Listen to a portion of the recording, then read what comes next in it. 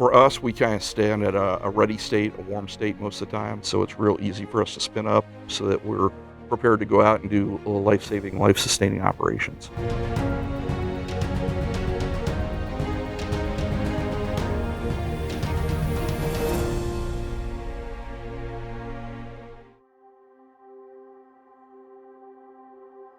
All that week, we tried to just make people aware that we were going to have a problem on Friday. You started hearing rumblings on social media as information leaks that a storm could be coming, could be severe. We did start the preparedness effort through social media to get the messaging out. We are continuing to see our risk elevate for these upcoming storms, take preparedness measures.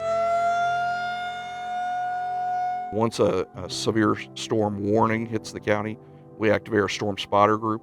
So public safety officials go out to pre-designated areas and kind of are on the lookout for what's being shown on Doppler radar. I generally will assume a lot of the public messaging we do, providing that real-time information of what is coming, what the anticipations are, and then again, sharing what we are seeing from other counties so folks have an idea of what's approaching. We watch to see where it's coming, and then we can effectively respond immediately as soon as it touches the ground and does some damage.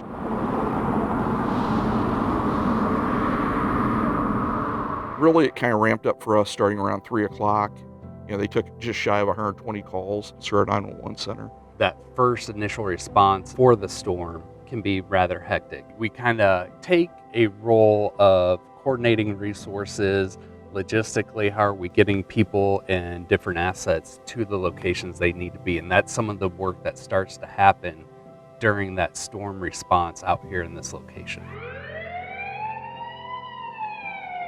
Fire's immediately deployed, law enforcement's immediately deployed, ambulance. We're going to pump those resources into where life safety is key. So rescuing people, if there's people that need to be rescued, and then aftermath of that, the caring for those people, finding them shelter, finding them food. We had to stand up a couple shelters that night. Didn't house a lot of folks at the general population shelter, but it gave them a safe, warm place to go. It also allows us to do some intake processing of what their needs really are.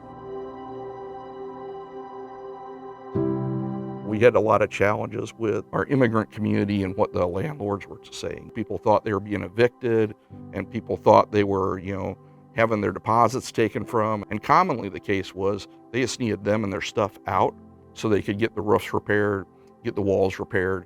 Local leaders were effective and helpful, conveying the messaging into the 5 key languages of Johnson County to say, listen, you're not a stray here. Here's the process. We're going to help you get plugged in the process and help you work through that.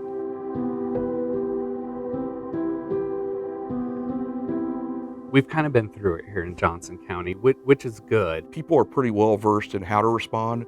We had a shelter open within 4 hours of the event. Anyone that needed medical care was treated. There was no one that was trapped in a structure.